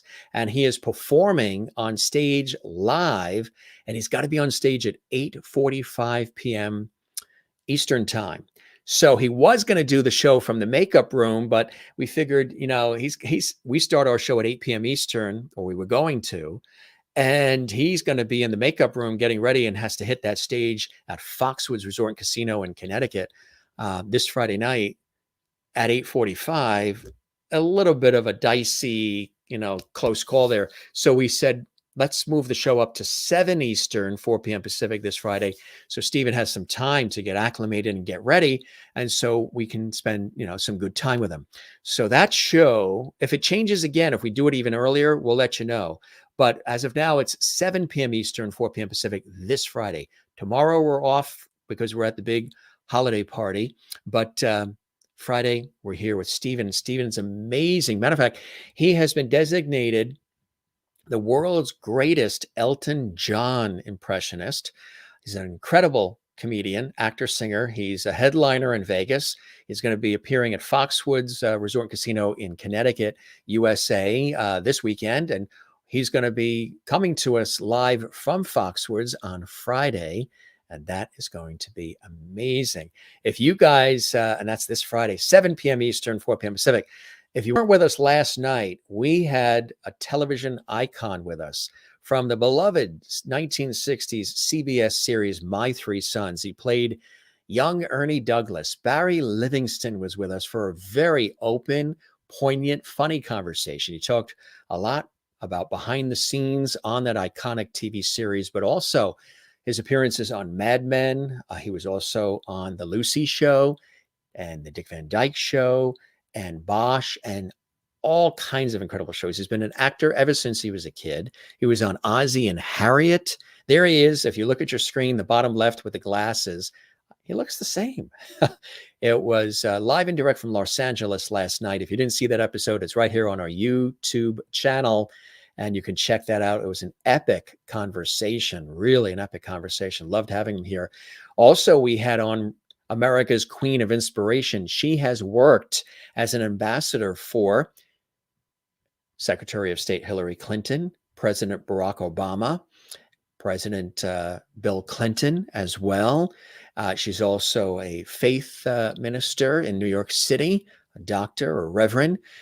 She grew up in New York, and she takes the Amtrak from New York to DC to do her ambassador work. Beautiful work that she does. She's America's Queen of Inspiration. That was in a really fantastic episode. If you didn't see it, you can see it on our YouTube channel, Jim Masters TV. Also, those of you who love television, Marty Krofft of Sid and Marty Krofft Pictures and Productions, legends in the industry. Marty was with us for an epic and very funny conversation. He had some audio problems during the show. We didn't edit them out because we were live, and it's funny just the way it happens. So we left it in. H.R. Puffin stuff, Land of the Lost, Sigmund and the Sea Monsters, the Brady Bunch Variety Hour, you name it. He and his brother Sid created it. They're staples of 1970s children's television and so much more. He was with us as well. Still looking for holiday tips, want to know about wonderful foods and pairings. My buddy Christopher Prosperi, the award-winning chef, was with us recently. Check that episode out. Lynn Hillary was with us from Celtic Woman, Riverdance. Anuna, she was with us live from Ireland. Those of you who remember the movie Sgt. Pepper's Lonely Hearts Club, well, Lucy herself, Lucy in the Sky with Diamonds, she sang that song. Diane Steinberg Lewis was here, and she shared so much about being on set, working with the Bee Gees, working with George Burns and Steve Martin, who were in that movie. She herself is an iconic singer, and the music that she's responsible for is extraordinary. If you didn't see the episode with music legend Freda Payne, she just has an incredible run happening right now. A new book about her career, and Band of Gold, of course, her iconic song. If you didn't see that episode where she was my guest and we actually sang happy birthday to one another, you can see that on our program, our episode archive here on YouTube at Jim Masters TV. Check that out. Phantom of the Opera star And Broadway Hearts founder Jessica Radetsky was with us. She has been starring in Phantom of the Opera as one of the dancers since, almost 20 years. She's been on stage in New York City on Broadway with The Phantom of the Opera. And she also founded Broadway Hearts, which is this really special organization where they, some of the great actors and actresses and Broadway stars and film and television stars and celebrities perform all kinds of iconic, like mini versions of Broadway shows for children who are in hospitals, cancer treatment centers and so much more. And it's called Broadway Hearts. And Jessica founded it. And she does that while she also stars on The Phantom of the Opera on Broadway in that. And you can see that conversation on our YouTube channel as well. And we're looking forward to chatting with her again. Linda Pearl, who of course, is an iconic TV and film star, Happy Days and Matlock with Andy Griffith, countless movies. She and Patrick Duffy was with us too. They are a couple. Yes, they are an item. Yes, they are in a relationship, and it's a beautiful one. So Linda Pearl was with us recently, along with Patrick Duffy. If you didn't see that episode, check that out. David Osmond, of course, Donnie and Marie's nephew, Alan's son, who Alan, of course, is one of the brothers of Donnie and Marie. In this conversation with David Osmond, he's really extraordinary. And he's also the host of the kids show, the iconic kids show, Wonderama. He opens up about life, being an Osmond, about his family, about his music, what he loves, and also his battle with MS, multiple sclerosis. He's very open about it in this candid conversation. And if you didn't see that episode, you can see it here on our YouTube channel, Jim Masters TV, that episode of the Jim Masters Show Live. Very moving and very poignant. And we had a lot of laughs on that episode too. And of course, I mentioned, talk about laughs. If you didn't see or you want to see again, the conversation with Anita and Ruth Pointer, music legends, the Pointer Sisters. Check that out. It's right there waiting for you on our YouTube channel. Enjoy that. It was very, very funny as much as it was poignant. We talk about their careers over the years. Judy Tenuta, we actually had a very special birthday party celebration on the air. She wanted to have her birthday party on the Jim Masters Show Live and celebrate it with me and all of you. We did that in style with lots of laughs. You can see that episode on our YouTube channel as well. We celebrated Marilyn Monroe with Cassandra Carroll. She is extraordinary. She sings all of Marilyn Monroe, and she's really incredible. We had Tim Conway, the legendary comedian Tim Conway from the Carol Burnett Show and so much more. His daughter was on. She wrote this wonderful book, My Dad's Funnier Than Your Dad. If you didn't see that, definitely check that out. We had also triathlete, therapist, recovery trainer, live from Los Angeles, Christine Ryan with us. She works with so many, including lots of celebrities, gets people back in shape. She is really open and honest and authentic, and she was absolutely amazing. We loved having her on the show. Jim Colucci was with us, brilliant entertainment writer, TV guide and advocate, and so much more. He's been working with Norman Lear, telling the story of All in the Family, another iconic TV series, a show that really changed television, the face of television. Norman Lear, All in the Family, The Jeffersons, Good Times, Maude, Gloria, epic shows, Archie Bunker's Place, and so much more. We talk about Norman. We talk about the iconic All in the Family series. He also talks about other shows like The Golden Girls, which he wrote a book about as well, and so much more. That was a very, very cool conversation with Jim Colucci. Love that. So is the one we had with renowned film, television, and music theater and producer and author Douglas Yeager, who has worked with everybody, Odetta. I mean, you name it. Really spectacular conversation and very revealing too. He talked about so many iconic people he's worked with, and Peter, Paul, and Mary, Peter Yarrow, and Mary Travers, and Paul Noel Stuckey, and just some iconic people he's worked with, produced. And that was really a fantastic conversation. Peter Marks, too, world-renowned astrologist and intuitive. Peter Marks was with us. And one of our Lovities got a chance to have a reading live on air. Kathleen Walker from New York City happened to have that, which was beautiful. Check that episode out. It's really cool. Right here on our YouTube channel, Jim Masters TV. Pavlo, the incredibly talented Greek guitarist who lives in the United States, has incredible Greek heritage with his family originally from Greece. He actually has a PBS special at the time of the show that we're doing here live right now that's airing right now on PBS across the United States. This is Pavlo live from Santorini, and we give you a little preview of it during this episode of the show. He's renowned. He's a great guy. He's actually a dear friend of mine. I've interviewed him multiple times on PBS television, and he stopped by for the second time here on the Jim Masters Show live for an epic conversation, but he also plays live for us as well.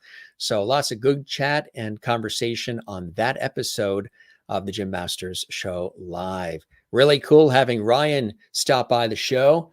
So many incredible productions, and from film to television and stage. And of course, as he mentioned, he really, he's getting a kick out of television. Look for him in Chicago PD in that episode that's going to be coming out. He's very excited about that. And again, some of those other things we talked about, you can see a lot of those online and elsewhere, which is really cool. So what an epic show. Another great one. The coffee now that I said I had earlier, as usual, is now ice cold.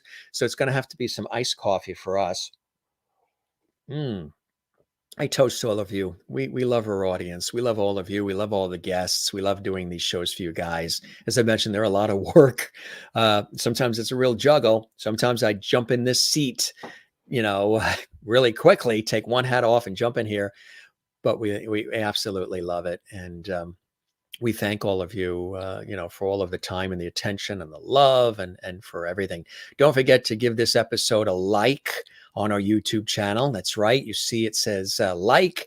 There's a like button there. Give it a like and leave a comment on our YouTube channel as well. We would love that like. We would absolutely love that like. If you haven't subscribed to Jim Masters TV here on YouTube, it's the talk of the town. Please do that. We would love it. That lets us know that you are enjoying our series. There's no cost to subscribe to our YouTube channel. I've actually had friends I've known for years say, Jim, is there a cost if I click subscribe? There's no cost to just subscribe to the YouTube channel. That helps us big time. It lets us, continue doing what we're doing for all of you. And it lets us know you're enjoying these series. So does a like, thumbs up, and so does a comment. Drop a comment again on the YouTube channel. Before we head out and have dinner, we are going to check in with a couple more comments here. And yes, good idea. I know you're talking about this right here. How quickly we have it right here. I should have filled this Mets cup that you sent me for my birthday in September, the New York Mets official cup there. It says, Jim, this was a gift from Kathleen Walker, one of our fabulous lovities and a dear friend, actually. She sent this for the birthday. I love this. I've used it. I should have been smart. You know what it was? Everything between the television shoot, the radio series, and then today's show, all happening one after the other, and some other work I had happening today. I forgot to even use the cup. I just grabbed another mug and made the coffee and sat in the chair real quickly. If you knew what it takes behind the scenes to do all of this, it's extraordinary. And sometimes it gets very crazy. Nice cup. That is beautiful, isn't it? And I will do that on the next one. I should do that all day long. Yeah, the thermos. Nice is here watching from France. Nice to see you once again there from lovely France. I know we have it right here. We actually have several of them. I have some from PBS and other logos. I love logo stuff.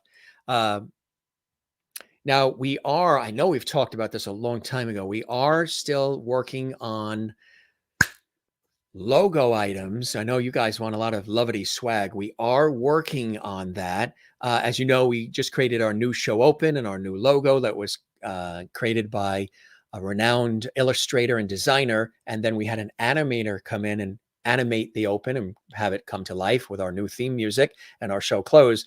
So that's all set and that's all designed. But now we're working on lovely and the Gym Masters Show Live mugs and shirts and all these things that you guys have been asking for.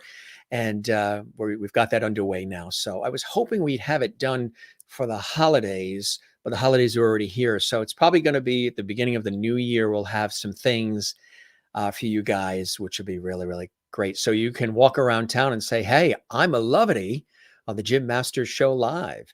Now, you don't have to say the whole thing. You don't have to say I'm a Lovity on the Gym Masters Show Live entertainment lifestyle variety talk show series. I'll take care of the entertainment lifestyle variety talk show series part. You can just say I'm a Lovity on the Gym Masters Show Live. And then people will be like, ooh, what's that? How do I become a Lovity?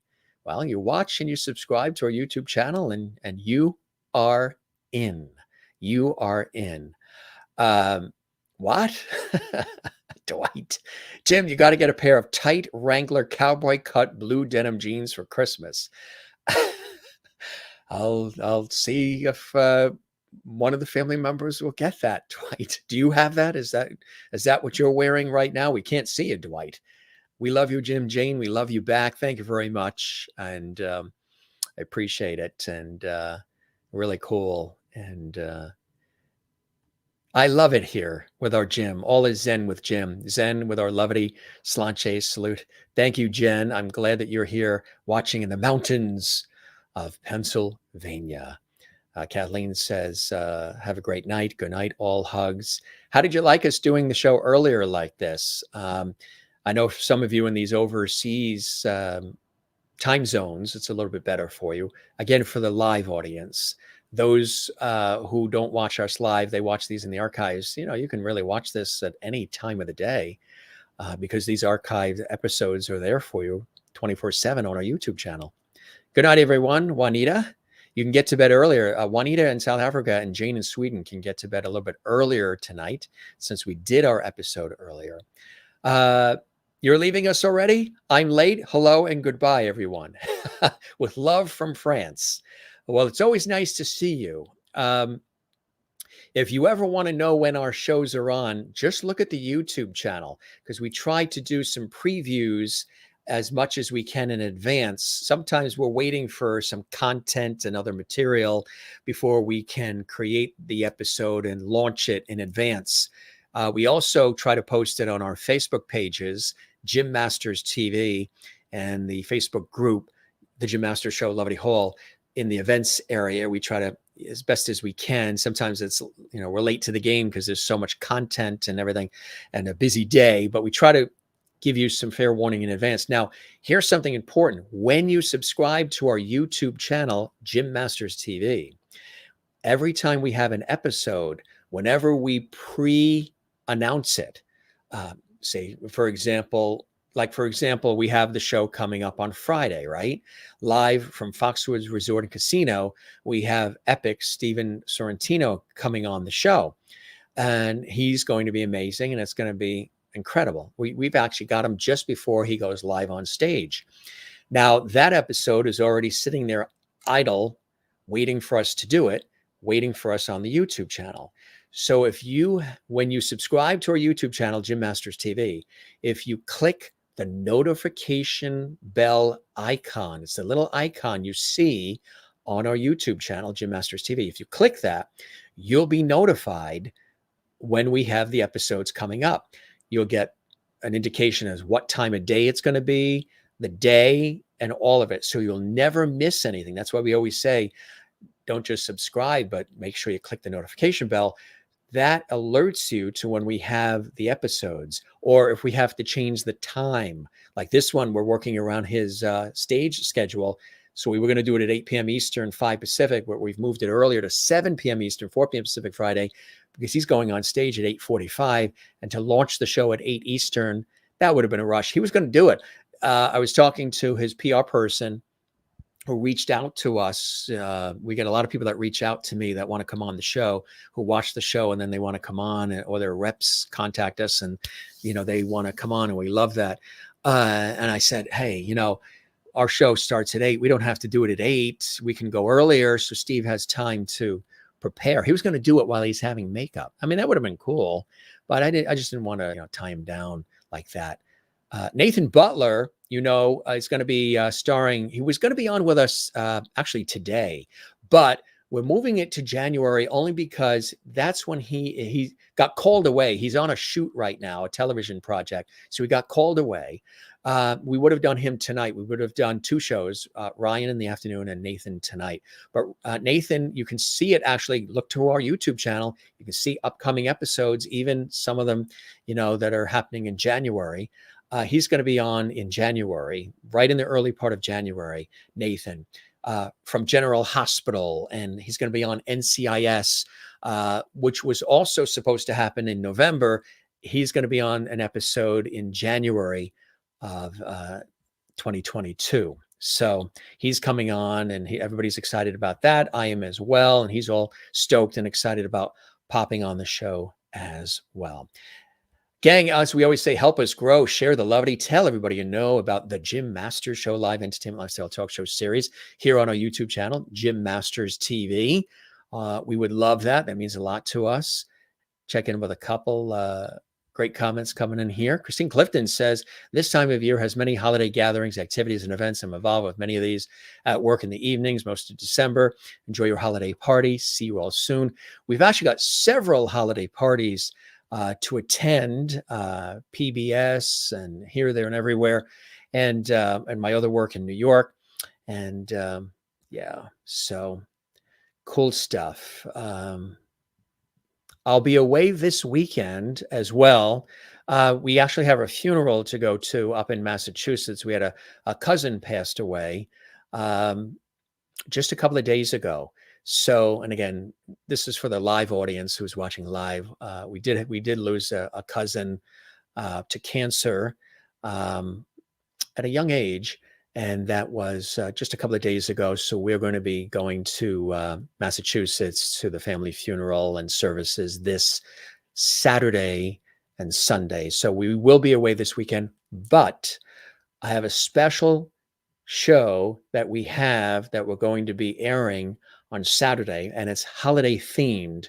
So you can still tune in, you can still watch. We're going to take you on location to a very special place that we visited this week, and you're going to have an opportunity to check it out. And it really is something very cool and very special. So we will have a show on Saturday, but it's a special show that we're going to actually pre-produce just for you guys, get you in that holiday spirit. There was a place we went to, a very beautiful holiday location, and we filmed it, and that's going to air this Saturday on the show. So I won't be personally here. We'll be with a family up in Massachusetts, but it's a special episode. I'll be here sort of pre-recorded, but it's really going to be something magical. So check it out. You're going to really enjoy where we take you. Very special place on location, and that's this Saturday. So check that out. And that'll probably be, we could do it at 8 p.m. Eastern, or we could do it earlier. We can definitely do that earlier. If you guys want us to do it earlier, let me know.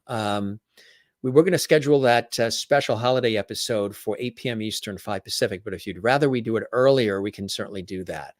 And yes, you will be able to comment. Yes. And you'll be able to chat with each other. You won't see the comments on the screen, but you will be able to chat with one another. The show will be airing as if it's live, but you'll be able to comment and talk it up and all of that. Absolutely. Good to see you, Toby. Thank you, Kathleen. I appreciate that. And Jane, thank you very much. And Toby, thank you as well. And Juanita. Yeah, it's been an interesting time. We've been balancing all of that while doing this show as often as we've been doing it, and also all the work. It's been very, very busy in television and radio in my career. It's a busy time always, but very, very busy. Lots of work. You want 5 Pacific, so that would be 8 p.m. Eastern. Well, it'll also be archived. It's going to air live to tape, as we call it. And yeah, it's going to be cool. We went on location to this really beautiful secret holiday location. I won't say anything yet, but we filmed it all, and I think you'll enjoy it this weekend on the Jim Masters Show. We won't say the Jim Masters Show live. We'll just say on the Jim Masters Show. enjoy it. And you'll be able to talk amongst each other and comment during that as well. So yeah, so we'll be heading up to Massachusetts this weekend for those for the family funeral. All right, gang. So you guys are the best. Don't forget, over 500 plus episodes of our not interview show. This is an entertainment lifestyle variety talk show series where we have something for everybody. We always have a good time. We always chat with all of you. We have great conversations with our guests. We have all kinds of surprise things we've done. We talk about pets and food and kids and life and so many cool things, childhood memories, lots of entertainment, music, singing. We've got some holiday themed episodes coming up as well. Yeah, there's going to be some really cool holiday performances with special guest stars and more that are going to start rolling out real soon. As you know, I love Christmas and I love getting into the Christmas spirit. So we're going to be doing that as well. Thank you, Dwight. I appreciate that as well. This is actually the first that I'm saying about it. A lot of people don't even know. I haven't said it to anybody professionally about the cousin passing away. His name was Adrian, originally from New Orleans and husband to my cousin Susie up in Massachusetts.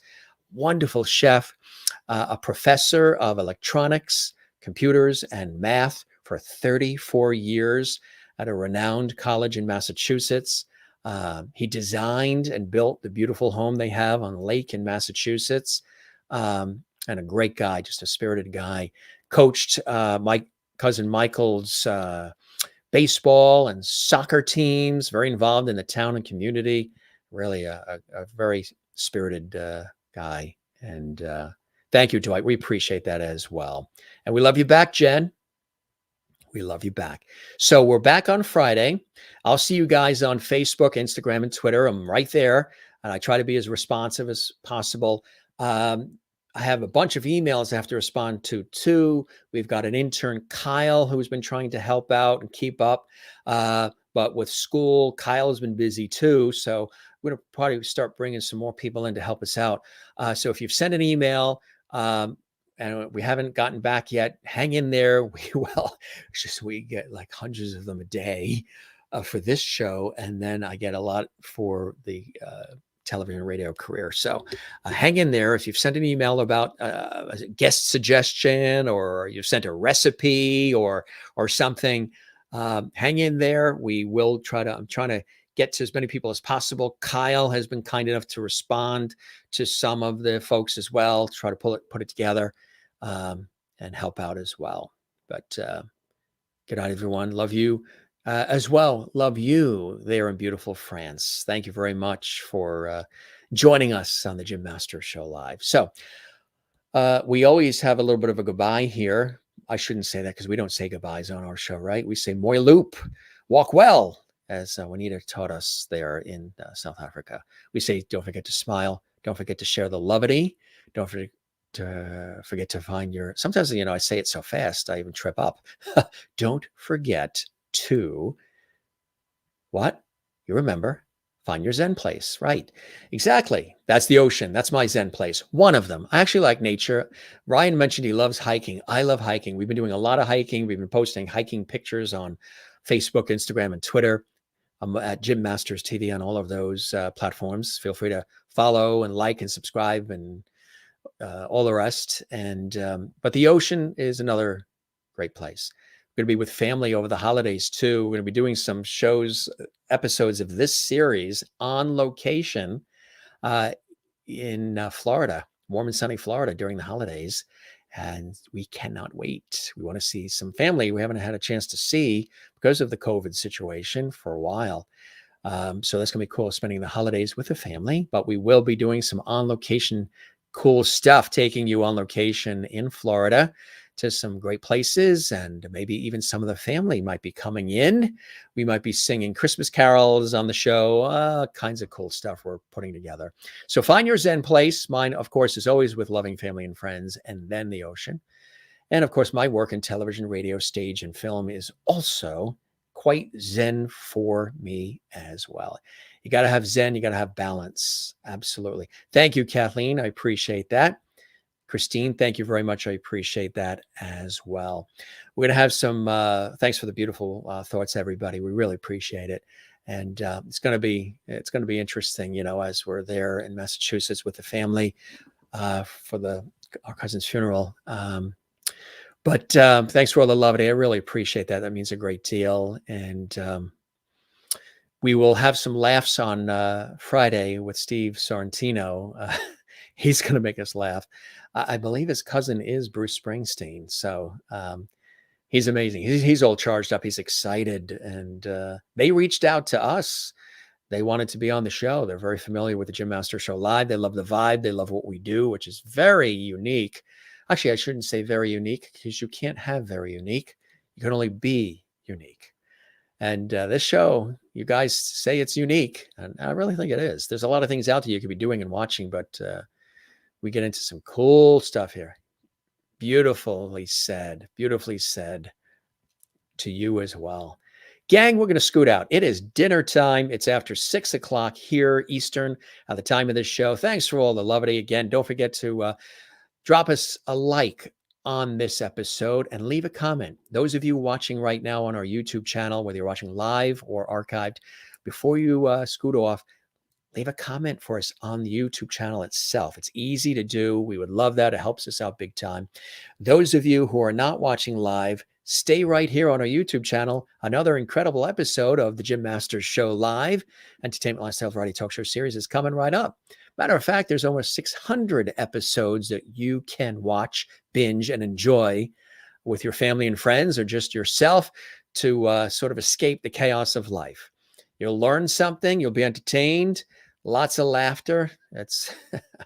There is a lot of laughter on this series, and sometimes laughter that we didn't necessarily plan, but it's due to things that happen when you are broadcasting shows live and you're dealing with Wi-Fi and internet and people that are trying to get connected from around the world. We have guests as well as viewers who watch and participate from around the world. Like Jane watching in Sweden says, looking forward to Friday. As am I. We'll see you on the internet, on social media, gang. We'll be back Friday for those watching live. But again, one more time, for those of you who are watching archived and not live, stick right here. Another episode comes out of the Jim Masters Show Live. We appreciate all of you. We toast all of you. George Burns even made his appearance as well. I think we have to do another show where we bring in some of those cast of characters. Are you guys missing Lin and Gilligan and Goldie Wilson from Back to the Future, and the Casper and the Genie, and Jimmy the Clown and Silver the Dog, and all those characters that have been a part of the JMS family? I think we'll do a holiday episode where we bring back some of those cast of characters for you. We might be adding in a few cast of character members as well. You guys have been asking for us to do that, so we might be doing that as well. So, great show, wasn't it, gang? Great show. And this little I was not really post-show, post-guest conversation appearance, maybe, chatting with all of you after. Sometimes we scoot off quick because we got to go off to something else fast, but spending a little time chatting with you guys right now is a pleasure, and I love doing that as well. So we're going to wrap. Take care. Be well. Happy holidays to everybody watching this live. Happy Hanukkah. A very Merry Christmas. Happy Kwanzaa, as well as best of the New Year. But we're here throughout the whole holiday season with you. So Kathleen says, "You're the best, Jim. Thank you very much. I appreciate that." Good way to wrap, huh? I should just stop right there, right? Thanks, Kathleen. Right back at you. All right, gang. Thanks for being with us. Great episode. We thank Ryan for joining us, and we thank all of you. This is your host, Jim Masters, thanking you for your time this time. Till next time, right here, coming at you from the studios that we call Lovity Hall on the Jim Masters Show Live. Catch you on the next one, back Friday. For those watching live, for those watching archived, stay right here. Another episode comes right up on our YouTube channel, Jim Masters TV of JMS Live. Go have some dinner if you're watching live. Some of you might be going to bed because it's late, and some of you might be just waking up. Whatever it is, thanks for being with us. We appreciate all of you. You're the best. We have the best viewers around the world. We love you all. Take care, gang. I know these exits are always long, so well, they're coming from the heart. So what are you going to do, right? They're coming from the heart. They're starting here and coming up out, like the word levity did. So can't wait until I'm 120 years old and I look back at all these episodes. I'm going to say, wow, Jim, that hair was cool. And hopefully I'll still have this when I'm 120. All right, gang, you take care wherever you are around the world. Be good to one another, love one another. And that's about it. That is an official wrap. I know I'm seeing all these comments still coming in. Jane, lots of hearts from Jane. Right back at you. All right, gang, you make the show as I do and the guests do and everybody else. And we thank you for being with us. Happy holidays. We'll see you on the next one right here on the Jim Master Show Live. I'll be sitting in this host chair. I'll have to show you this new chair. It's cool. It swivels. It goes up and down. It's leather. The other chair, was getting a little, it was wood and it was, sitting here for this long. Wood, leaves its mark. You walk hunched over afterwards. So we got a brand new host chair and I can swivel. I can move around the set. It's kind of cool. And we'll show you that maybe on a Lovity, one of our Lovity chats, our pop-up shows. And we're overdue for another pop-up show. You're the best, Jim. Thank you, Kathleen. And Jen agrees with Kathleen. Thank you, gang. I appreciate that. Right back at you. All right. We'll see you soon. Another good one in the books. Love you guys. Take care. Be well. All right. And thanks for joining us on the Jim Master Show Live. You guys do what you do, which is be nice people, love one another. I keep trying to say that as often as I can. I know times are tough. A lot of people are struggling and it's not perfect out there, but hopefully whatever we do here brings some solace, some enjoyment, some inspiration, and you just enjoy it. You just have a good time with us. That's what it's all about. I have a good time with all of you. And now, for the 400th time, see you later. Thanks, gang. Take care. Be well. Cheers.